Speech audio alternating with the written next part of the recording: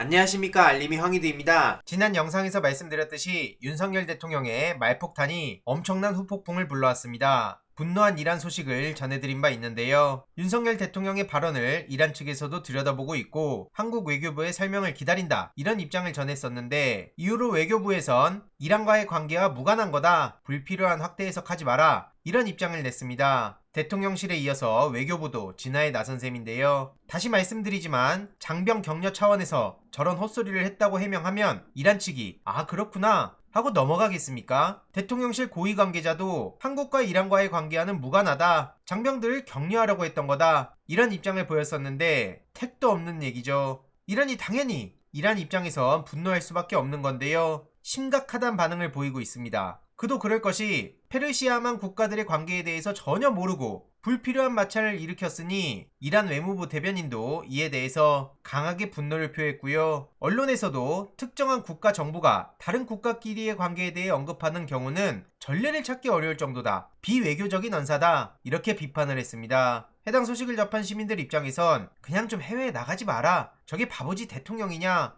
입만 벌리면 사고치는구나, 이런 반응들을 보일 수밖에 없다고 보고요. 또 엉뚱한 사람들 앞세워서 꼬리 자르게 하겠구나, 이런 얘기도 나오고 있습니다. 어쨌든 이로써 한 이란 관계가 출렁인단 보도까지 나오고 있는데, 안 그래도 미국의 이란 핵합의 탈퇴 여파로 소원해진 한국과 이란과의 관계가 저런 발언으로 또다시 악재를 만났다는 겁니다. 비외교적이다, 오지랖에 가까운 참견이다, 이렇게 평가하고 있는 거고요. 이전에도 이란과의 돌출 악재도 있었지만 윤석열 대통령의 이번 망언은 국가 원수가 공식적인 자리에서 제3국을 언급한 거라 파장의 크기는 이전과 비교할 수도 없는 상황이죠. 어영부영 넘어가려 하겠지만 날리면식으로 간단하게 넘어갈 수 있는 상황도 아니란 게 매우 심각한 거고요. 심지어 윤석열 대통령의 발언이 사실과도 다른 거라 외교안보 참모진들까지 싹 다 책임을 져야 된다는 얘기까지 나오고 있습니다. 어떻게 가는 데마다 저렇게 무식, 무능, 무지를 보여주는 겁니까? 이러니까 제발 그냥 해외에 가더라도 조용히 술이나 마시고 와라, 이런 얘기가 나오는 거 아니겠습니까?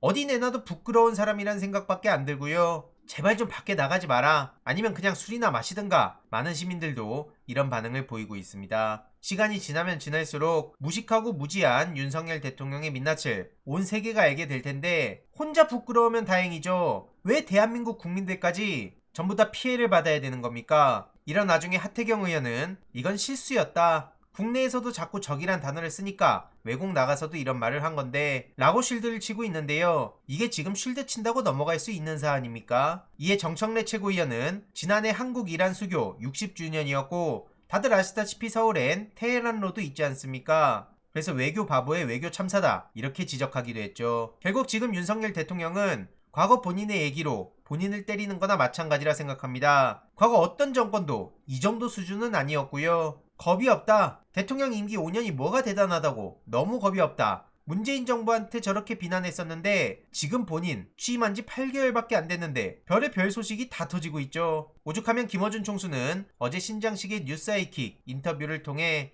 대통령이 지금 뭘 할지 모르니까 원래 알고 있던 수사, 기소만 계속하는 거다, 출범 후에 한 게 뭐냐, 문재인 정부 부정하고 이재명 대표를 제거하는 작업, 이것밖에 없지 않냐, 이렇게 뼈를 때렸고요. 참고로 최근 정청래 의원은 KBS 라디오에 나가서 한동훈 장관을 강하게 비판하기도 했죠. KBS 최경영 기자는 한동훈 장관이 KBS까지 폄하한 것 같아서 별로 기분이 안 좋다. 이에 정청래 의원은 KBS를 비롯해서 모든 언론이 들고 일어나야 되는 거고, 만약 추미애, 조국 전 장관이 똑같은 말을 했다면 얼마나 난리가 났었겠냐, 이렇게 지적했습니다. 도대체 한동훈 장관이 무슨 말을 했길래 이런 얘기가 나오냐? 이번에도 또 이재명 대표를 비난하다 무리수를 뒀기 때문입니다. 성남FC 대장동을 언급하며 이재명 대표 관련 사건으로 기소, 구속, 게다가 목숨을 잃은 사람들도 있다, 이런 얘기를 하고 있는데 말은 똑바로 해야죠. 여태까지 검찰이 택도 없는 소리를 하고 무리하게 수사하고 그러다 목숨 잃었던 사례, 그리고 그걸 은폐하려고 했던 거 한두 번 나왔습니까? 아무튼 사건에 대해서 저렇게 디테일하게 언급하며 노골적으로 수사에 개입을 하는 거나 마찬가지라고 보죠. 그러면서 해외 도피한 중범죄자들이 못 견디고 귀국하기 직전 자기 입장을 전할 언론사를 선택해서 일방적 인터뷰를 하고 본인 유리하게 하려는 거다, 이거는 일종의 말맞추기다, 이런 얘기까지 하는데 바로 이 인터뷰를 얘기하는 겁니다. 그래서 KBS뿐만 아니라 다른 언론인들도 다 들고 일어나야 된다는 얘기가 나온 거고요. 이에 많은 시민들은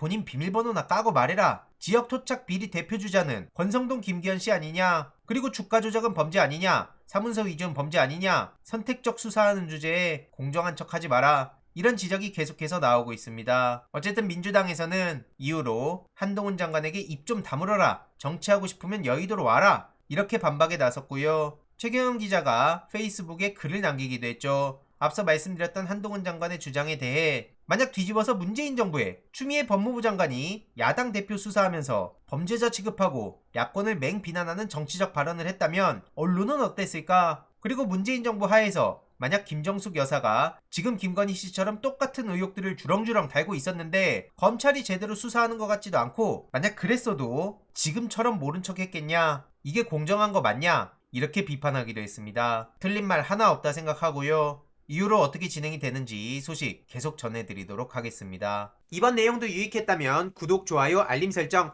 멤버십 가입 정말 큰 힘이 된다는 점 말씀드리고 싶습니다. 주위에 널리 공유 부탁드립니다.